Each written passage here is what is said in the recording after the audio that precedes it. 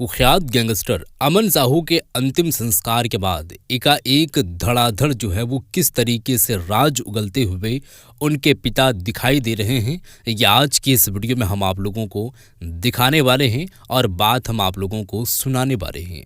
जैसे कि आप तमाम लोगों को ये बात मालूम होगा कि अमन साहू जो एक गैंगस्टर था वो छत्तीसगढ़ के जेल में था, लेकिन फिर वहां से उनको लाया जा रहा था गाड़ी के जरिए से रांची पूछताछ के लिए और बड़ा जो है वो राज खुलने वाला था। लेकिन हुआ ये कि बीच रास्ते पर ही उनका इनकाउंटर कर दिया जाता है। फिर क्या देश के अंदर में जो है वो हल्ला मच जाता है और तमाम तरीके के प्रतिक्रियाएं आना शुरू हो जाती है। कोई सरकार को घेरे में लेते हुए कहता है कि कैसा सिस्टम है जो इस तरीके से अंजाम जो है वो पेश आता है। जो भी था कानून अपने एतबार से उनको सजा देती, लेकिन ऐसा ही बीच में होना ये बिल्कुल भी उचित नहीं है।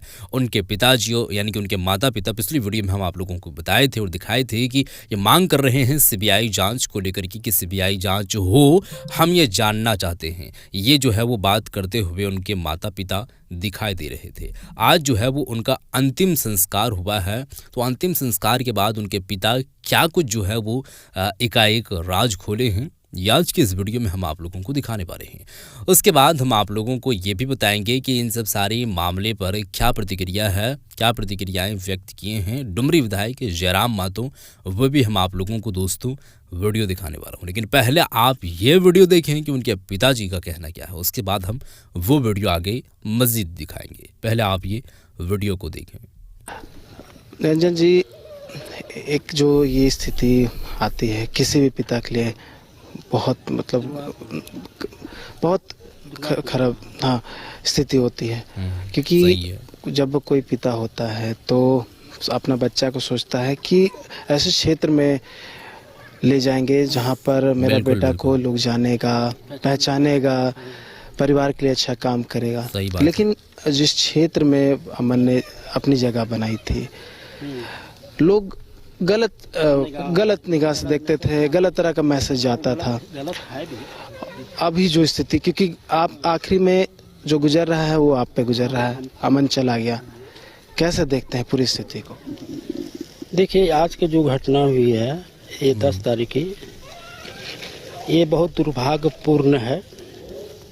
ये राज्य सरकार की कस्टडी में है 10 साल से अमन साहू, और कस्टडी से निकाल के पीसी के दरमियान में काउंटर कर दी, जो उसकी डेड बॉडी दिखने से साफ जाहिर होता है कि उसकी हत्या की गई है। सही बात। मैं झारखंड सरकार का माननीय मुख्यमंत्री हेमंत जी से अनुरोध करता हूं कि उच्च स्तरीय सीबीआई जांच हो, और भारत के प्रधानमंत्री नरेंद्र मोदी जी और अमित शाह गृह मंत्री जी से मैं अनुरोध करता हूं कि मेरी बातों को, सत्य जितनी भी हो उस पर उजागर होना चाहिए और कठोर से कठोर सजा होना चाहिए। मैं ओबीसी सुंडी जाति से आता हूं पैस में, और जो हमारे बच्चे के साथ झारखंड सरकार ऑलरेडी 10 साल कस्टडी है और अपने निर्मय हत्या की गई है। अच्छा। इसकी सीबीआई जांच हो और दोषी को कड़ी से कड़ी सजा हो। आपको लगता है कि आप अमन को उस रास्ते से हटाकर दूसरे रास्ते पर ला सकते थे? प्रयास किया? हमें था, हमने अमन साहब को जब हमसे वो संपर्क किया, वो उसको हम यही बार बार बोलते थे, जो हुआ सो हुआ, आप ये रास्ता छोड़ दो। और उन्होंने ये 24 में चुनाव में नामांकन किया था आपका रामगढ़ जी अति बड़का गांव से, जो उसकी अनुमति नहीं मिली झारखंड न्यायालय से या छत्तीसगढ़ न्यायालय से उस तरह के, और 19 की वो तैयारी कर रहा था। अच्छा। वो अपना रास्ता स्वयं को चेंज कर रहा था और वो सही जगह उनको लाने का किसी ने मदद नहीं किया।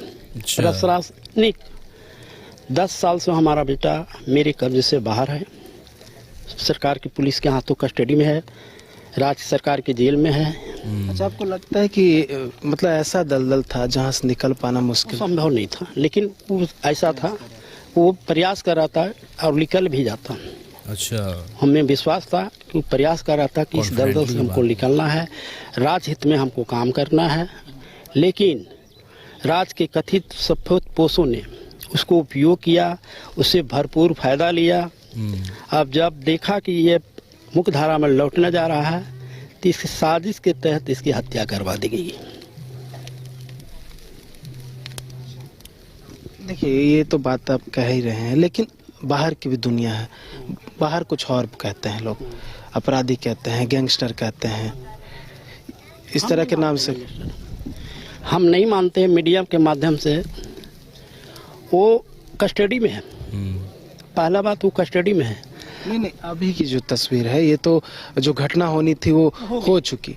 अभी की बात जो कह रहे हैं, क्योंकि ये नाम जो है अपराधी या गैंगस्टर के नाम से ही जाना जाता है, मोहर लगा हुआ है जो कि आप हटा नहीं सकते। तो उसमें सुधरने के लिए सरकार से मौका देना चाहिए, उससे बात करना चाहिए, रास्ता लाने के लिए। किसी प्रशासन से उससे बात नहीं है, झूठी आरोप लगा के अनगिनतों कर दिया। और अभी मेरे छोटे बच्चे को भी अपराधी बनाने के लिए उल्लू लगा हुआ है। अगर कोई भी अपराध करता है तो घर में चैन से नहीं सोता है। अच्छा। नीरज हत्याकांड जो पतरातू में हुई थी, इसको अब आरोपी बनाया गया है। और जब जेल चला गया तो अनोखा केस उसमें प्रोडक्शन डाला जा रहा है। न्यायालय में जरूर है, उम्मीद है कि हम उसमें विजय लेंगे, लेकिन उसका भविष्य 10 साल में अंधकार चला जाएगा। बेचारा धारा में लौटने का जगह नहीं दिया जा रहा है। इसे सरकार से अनुरोध है, माननीय प्रधानमंत्री महोदय से अनुरोध है या गृह मंत्री जी से अनुरोध है कि ये आगे हिंसा का रास्ता को बैक किया जाए। अच्छा, सुधरने का। आपके ऐसे बहुत सारे पिता हैं जिनके पुत्र जो है कहीं ना कहीं अपराध के क्षेत्र में चले गए हैं। उन पिताओं को क्या कहना चाहेंगे जो अपने पुत्र को किसी तरह वापस ला पाए, जो ये स्थिति ना देखना पाए? जो मैं सभी को, जो भी इसकी गैंग का संचालक है या इसको जो भी है, मैं उनसे, उनके फादर या उनके पेरेंट्स या जो भी माता पिता अनुरोध करते हैं कि वो मुख्य धारा में जुड़े और सरेंडर करें, आपको न्याय मिलेगा। सही बात है। मतलब ये अपराध का रास्ता सही नहीं है। मुख्य धारा में लौटिए, किसी भी तरह कुछ छोटा मोटा कोई भी काम कीजिए। जीने के लिए बहुत सा है।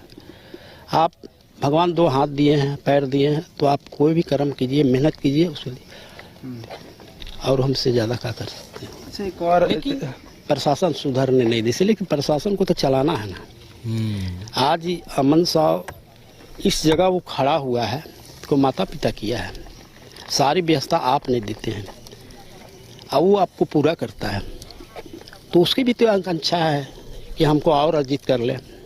तो माता पिता, तो हम मिलने जाते हैं तो बहुत तरह तरह की यातनाएं हमने झेले हैं।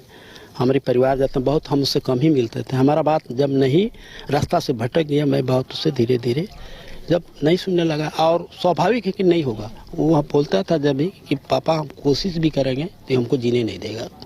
नतीजा रिजल्ट आज हमको देखने का मिला। आप ही सोचिए कि उसको 12 तारीख को एनआई कोर्ट में सरेंडर, मैंने उसको पीसी करना था। अच्छा, ठीक है। और छत्तीसगढ़ जेल में वो था। यहाँ की प्रशासन 10 तारीख को 7 बजे छत्तीसगढ़ की प्रशासन से रिकवरी किया, और केवल उसका कपड़ा जो भी सामान जेल में ही रहा। हमें जो सूचना मिली है, इसको बिठाया गया है, और बार उसको जब भी उसको ले जाता है, काफिला जाता है। उस दिन काफिला नहीं, मात्र 12 गो टीम गई थी, 3 गाड़ी गई थी। ये हमको सब जानकारी कौन दिया? ये हमारा एडवोकेट छत्तीसगढ़ के दी कि यहाँ जो 3 गाड़ी आए थे, हमने उनसे अनुरोध भी किया कि आप लोग कम आए हैं, तो नहीं कुछ होगा, वो हमको जानकारी दी थी। अच्छा, एक और खबर निकल के सामने आ रही है, मयंक सिंह और राहुल सिंह कौन है? अब वो कह रहे हैं कि हम गैंग चलाएंगे। ये हमें उस आदमी से कोई लेना देना नहीं, मैं चिंता भी नहीं, जानता भी नहीं, मुझे कभी संपर्क भी नहीं हुआ। और उससे भी हम कहते हैं, अनुरोध करते हैं, ये रास्ता गलत है, मुख्य धारा में जुड़िए। मैं उनका माता पिता से भी अनुरोध करता हूँ कि जो वो दशा आज हम देख रहे हैं, वो उसकी माता पिता दशा ना देखें। और राज्य सरकार और केंद्र सरकार, माननीय प्रधानमंत्री से अनुरोध करता हूँ कि आगे के मुख्य धारा में जोड़ने का सुचारू रूप से मतलब जो भी अपराधी ऐसे हैं, हाँ, उनको मुख्य धारा में डालने की कोशिश किया जाए, प्रयास किया जाए और अपराधी बनने पर मजबूर ना कर दिया। अगर छोटे मोटे गलती हो भी जाती है तो वो इतनी सजा देनी चाहिए कि आगे उसको सुधरने की मौका मिले। जो आज मेरे बच्चे के साथ हुआ है, 10 साल मैंने 15 से आपका 19 तक कस्टडी में रहा। 12 न्यायालय माननीय अदालत झारखंड सरकार से उसकी बेल हुई। जब हमने उसका रिसीव करने गया तो वहाँ की प्रशासन, रामगढ़ जिला की प्रशासन, पुलिस अधीक्षक निधि द्विवेदी वहाँ फोर्स भेज के अपने कब्जे में लेना चाहें। जो मैंने उसका विरोध किया, मैंने कारण पूछा, सारी चीज़ हम अवगत हुआ। सुनाने के बाद वो उन्होंने, हमको आशंका लगा था कि एक घटना घटेगी, तो दुमका जिला प्रशासन से हम अनुरोध किया। मैं लिखित हुआ और थाना में सबूत किए, हमारा बेटा से बयान भी लिया, लिखित भी दिया। उन्होंने अपना कोई लिखित नहीं दिया। अच्छा। और उसको रामगढ़ जिला लाया गया, पूछताछ किया गया। ठीक है। और उसको जबरन आर्म्स एक्ट में लगा के, जो बाप माता पिता के सामने एक सड़ी गड़ी पिस्टल को दिखाकर आर्म्स को उसको जेल भेज दिया। अच्छा। और निधि दुर्ग जब हमने प्रशासन से वहाँ से किए थे तो वो बोली थी कि आप रास्ता में किसी तरह का जान का खतरा है, इसलिए मैं सुरक्षा की दृष्टि से ले जा रहा हूँ, मैं आपका बेटा को सौंप दूंगा। उन्होंने ये शर्त पूरा नहीं किया। निधि द्विवेदी, पहला अपराध प्रशासन। अगर उनको यही बात करना था तो हम और भी कुछ होती है तो हमारा मेरे घर में आते हैं, मेरे परिवार से, मेरे बच्चे से पूछते हैं। उस दिन हमको आप क्यों नहीं पूछे कि आज आपको बेटा हम सौंप रहे हैं, अगर गलती दोबारा ऐसा किया तो अंजाम पूरा।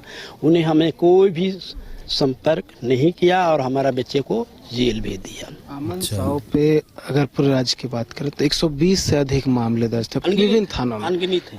हाँ। तो कहीं ना कहीं तो जुड़ा ही होगा, ऐसा तो अनगिनत है। तो आप ही जो एक तरफ न्यायालय उसको रिमांड माने उसको बेल पर रिहा करती है, तो उसको पालन राज्य सरकार की प्रशासन करे। ठीक है, उन्होंने अपना कस्टडी लाया तो उस माता पिता से पूछ के एक बार उनको मौका देना चाहिए। उन्होंने मौका नहीं दिया, उन्होंने ये गलत रास्ता और भी चुन लिया, जो किसी का बात सुनने से इनकार किया। अच्छा। जब हम उसके गए, बेटा हो जाएगा, बोला पापा हमको ये लोग सुधर नहीं देगा, ये हमको सुधर नहीं देगा। आज ये नतीजा हमारा ये मुंह दिखना पड़ा बेटा को। और ये प्री प्लानिंग साजिश के तहत काउंटर किया गया है। मैं इसका किसी भी जांच अंश जिससे करें, हम अपनी तरफ। तो ये वीडियो आप लोग देख चुके हैं दोस्तों। उनके पिताजी थे और उनका सीधे तौर पर क्या कुछ जो है वो राज एकाएक खोलते हुए दिखाई दिए हैं। वो आप लोगों से छिपी हुई बातें नहीं हैं, आप लोग उनके मुतालिक तमाम बातें जान चुके हैं दोस्तों।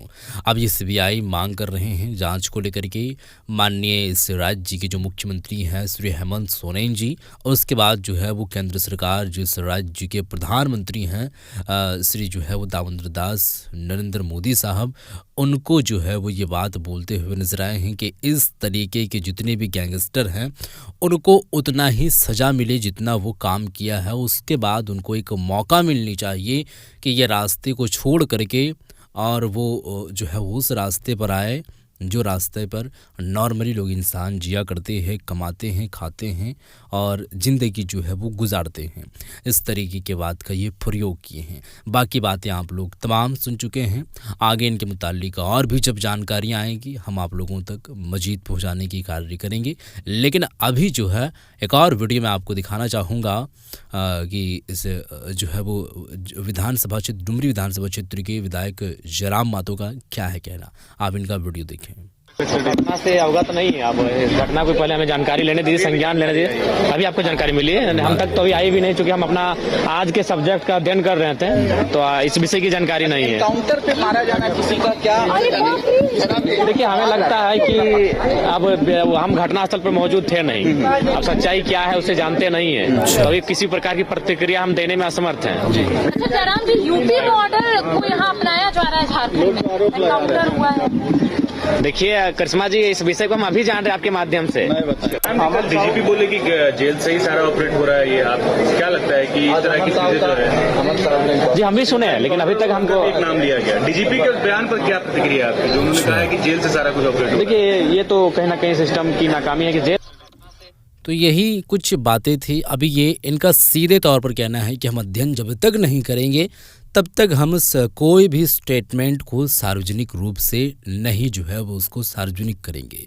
यानी कि इनका कहना है कि मालूम तो हमें चला है ये सब कामें हुई है, उनको लाया जा रहा था छत्तीसगढ़ से रांची की और एनआईए जांच को लेकर के। उसके बाद जो है वो बीच रास्ते में ऐसा हादसा हुआ, इनकाउंटर हुआ, ऐसा नहीं होना चाहिए। जेल के अंदर से ही इस तरीके से सिस्टम को चलाया जा रहा था, तो ये गलत है।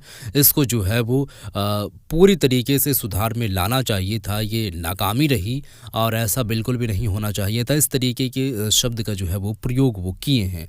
बाकी इस पर मजीद और भी स्टेटमेंट जब देंगे, जब उनके पास कोई पुख्ता सबूत आएगा, वो जांचेंगे, पड़ताल करेंगे, उसके बाद देखेंगे, फिर जाकर के ये बात कहेंगे। फिलहाल यही कुछ जानकारियां थी जो आप लोगों को हम दिखाए हैं। इसी के बाद और भी जब आएगी कोई जानकारी तो हम आप लोगों को ज़रूर बताएं। इस वीडियो को शेयर करते हैं।